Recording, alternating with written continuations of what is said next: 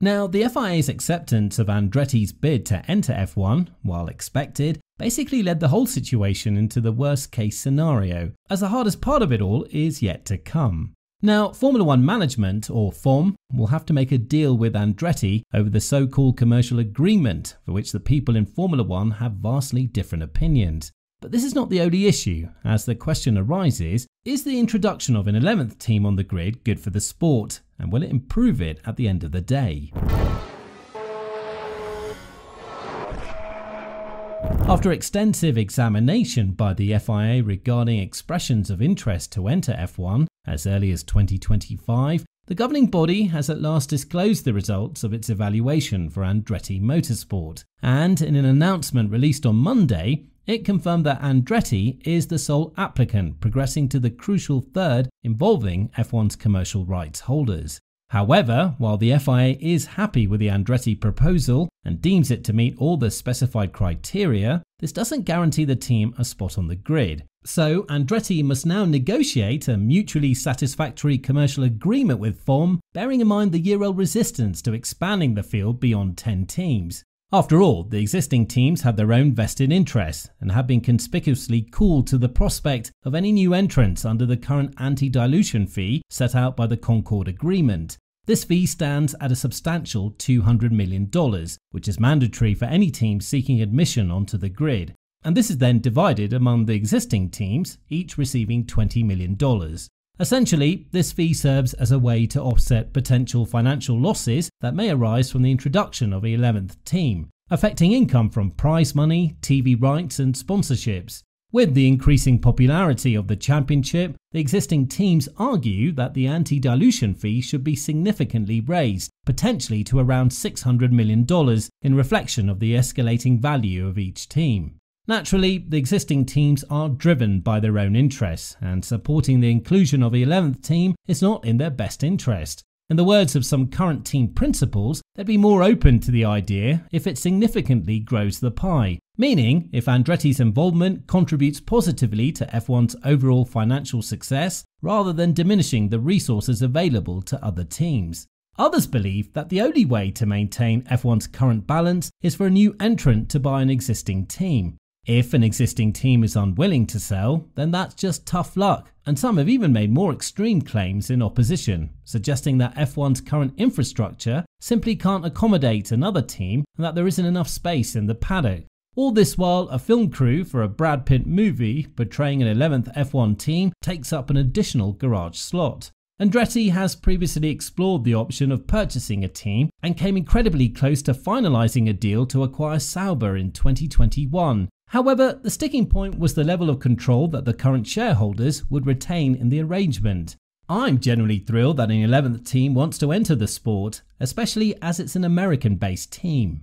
The popularity of F1 in the United States has been on a remarkable rise in recent years. However, I can't shake the feeling that Andretti has overcome an obstacle that, based on Mohammed Ben Sulayem's statement, didn't seem particularly formidable, and considering the FIA's expressed desire for a 12-team grid from 2026 onward, which has raised some eyebrows among F1 and its team leaders, it was highly anticipated that they would grant Andretti the necessary technical approval.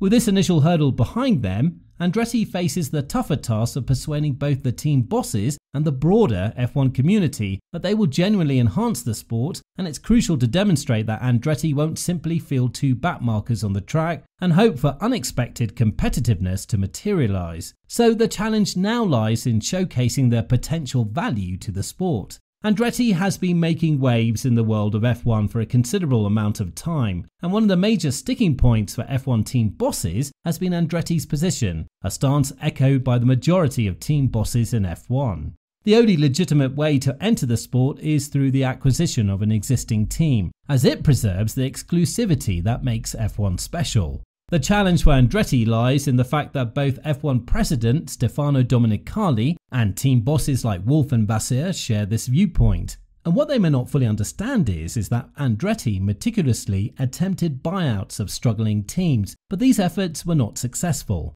Despite this setback, Andretti remained committed to realising his dream of owning an F1 team, and it's only fair to commend him for backing his words with a substantial investment. The The official stance of F1 team bosses is that Andretti can't sufficiently demonstrate the immense value he'll bring to the sport, and they argue that he lacks the necessary expertise to compete in F1. And given the sport's fierce competition in recent decades, it's highly challenging for an outsider to compete for victories. However, Andretti's recent deal with Cadillac and the construction of a $350 million facility in Indianapolis for his racing operations paint a different picture, and this could very well be the primary reason behind the FIA's approval of Andretti as a competitive team in the making. So what's the other pressing concern for the F1 team bosses? Well, at the end of each season, F1 teams are granted a certain amount of money based on their performance, and the midfield and teams who finish last rely on this funding to continue development and avoid financial strain, as they don't have the same level of visibility as teams like Red Bull, Mercedes or Ferrari due to reduced screen time, which is a key aspect of being an F1 sponsor. Therefore, their main avenue for growth is the year-end prize money. The issue arises if Andretti enters the sport in the form of the existing teams having to relinquish a portion of this money, as it would be divided among 11 teams instead of 10. While Andretti argues that this wouldn't pose a problem due to his $200 million contribution to the dilution fund, team bosses like Steiner and Toto Wolff believe that a more appropriate figure for Andretti's entry should be closer to $600 million, given the rising cost in the sport in recent years. Furthermore, there are underlying tensions between the FIA and F1 regarding the expansion of the sport and the potential addition of an 11th team to the grid. The FIA even suggested that F1 should not overvalue itself, and for the right price, the sport should be open to the right bidder. These comments are unlikely to be forgotten when the decision is made about Andretti's potential entry, and there may well be tactical maneuvers employed by both sides as Andretti endeavours to assure the existing 10 teams that his presence won't harm them financially, even as he seeks a significant share of the sport's revenue. Andretti's path forward will centre on presenting solid financial data and showcasing the value of the brands they've garnered support for.